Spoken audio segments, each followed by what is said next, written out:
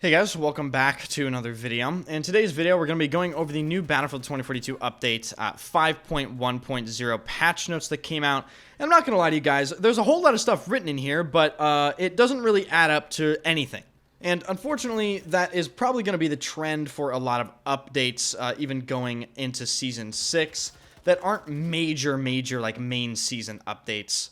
So without further ado, let's just jump into stuff. Of course, if you enjoy the video, hit the like button and of course subscribe to the channel. Thank you guys to everyone that does that already. 47,000, 200 people subscribe to the channel. Crazy amount. Thank you guys so much for that. Just barreling towards 50K.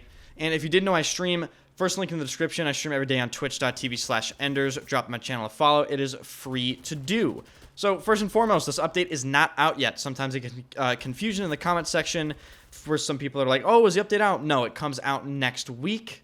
And probably the most important thing in this entire list of changes is the fact that they confirmed the Season 5 mid-season event. Apparently the Archangel Legion is ascending.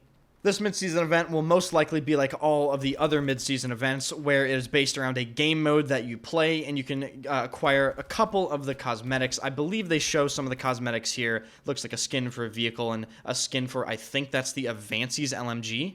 Moving on to some of the additions and changes, some of the areas of improvement they're focusing on with this patch is they're expanding their vault weapon attachments to other weapons now. The vault weapons that are getting attachments this time around are the M39 EMR and the SVD. These weapons, I think, are slept on by a lot of people. If the M39 EMR gets the ability to have, let's say, less recoil while firing via some sort of grip, and then on top of that, it gets a 30-round extended magazine when it's a two-shot, very fast-firing semi-automatic DMR. M39 EMR could be one of the strongest weapons in the game. Other than the vault weapon attachments being added for those DMRs, they're focusing on squad spawning improvements. There will now be a low vehicle health prompt when trying to spawn on a vehicle, just to give the player a little more information into what sort of situation they're spawning into. I'm sure we've all spawned onto vehicles and it instantaneously blows up, then you're immediately transported back into the spawn screen. That is, of course, never fun, so hopefully that prompt will reduce that happening.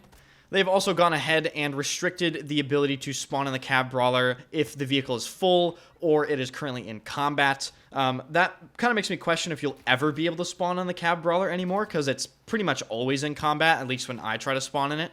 So I guess we will just have to see. And let's just get right into the changelogs now. So for audio, not going to lie, there's really not much to talk about here at all. They fixed a small issue where grenades play the pin sound twice. So if you throw a grenade, it would play it, the sound of you pulling the pin twice. That's not really a massive problem. In terms of general and gameplay improvements, they fixed an issue that was actually causing players to stutter and jitter while they were free-falling and high speeds. I've personally never experienced this, and again, it's not really a groundbreaking change, and that's sort of the theme for this update. There isn't a lot of stuff to talk about. But one really cool thing that they did add in the general section of this update was they added a preview window to the options setting for the minimap orientation, so you can actually see how the minimap will look as you're adjusting it, which is obviously really awesome. This was a setting, or a sort of a concept, that was applied in Battlefield 4 with things like the red dot sight. You could actually see your red dot sight get adjusted as you were changing settings. In the Battlefield Portal section, it is more of the same, just very minor bug fixes and no new Portal content, especially no new Portal maps, which people have been asking for over a year and a half. Of course not. Why would we add that? In the map section, they actually tweaked the new map, Reclaimed. If you play Reclaimed, you know that above the bunker point on D1, there is a bit of an annoying area where you can just sort of sit and shoot into their spawn, and when people spawn, they have very little cover.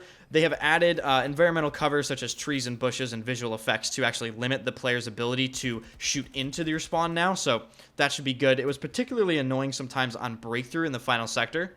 And ladies and gentlemen, you might want to sit down for this, for what I'm about to tell you, but guys, major Hazard Zone changes in this update. I know, Hazard Zone, most popular game mode in the entire world, actually, for any game. Tons of changes for this. It's actually, I think, the largest patch notes section in this update, because, of course, as I mentioned previously, it is the most popular game mode, so I guess they do have to keep updating it to make sure it's perfect. Yeah, this is obviously sarcasm. No one fucking cares, DICE. I'm just here to tell you that. Moving on to the specialist gadget section, they fixed an issue that was actually allowing 20mm, 30mm, and 50mm projectiles to be intercepted by Irish's APS. This no longer happens, so it's kind of an indirect buff to those weapon types. For those of you that are colorblind, the colorblind settings now apply to Claymore lasers, so you can, I guess, see them if you're having trouble with your colorblindness. So those of you that are colorblind should die less to Claymores now, which is always a good thing.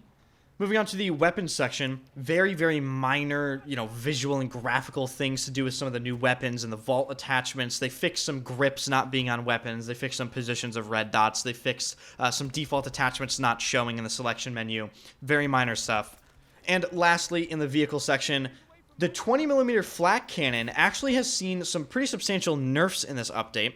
They fixed an issue where it did extra unintended damage in direct impacts, which is why it was instantly killing helicopters and stuff. If you didn't know, the 20mm flat cannon on the Jeep is actually probably the best AA in the game right now.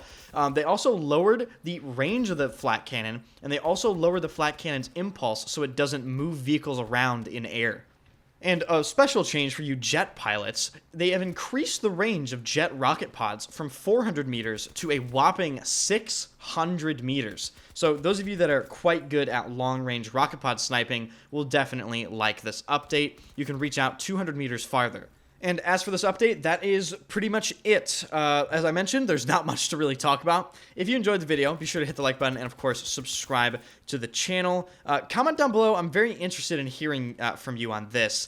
Do you think this is the most boring season? Because I personally am bored out of my mind. This season has no content. It clearly didn't keep people around because the player count is actually lower than it was during Season 4. And I just can't help but get bored after about 2 games now. It's just, there's nothing to keep people entertained. Now, obviously, the mid-season event is coming, and that's going to help a little bit. But even then, you can really tell that there's probably a skeleton crew working on this game, and they're all working on the next Battlefield instead of 2042. And, that doesn't bode well for Season 6. So let me know your thoughts on that in the comment section. Thank you guys for watching, and I will see you guys in the next one.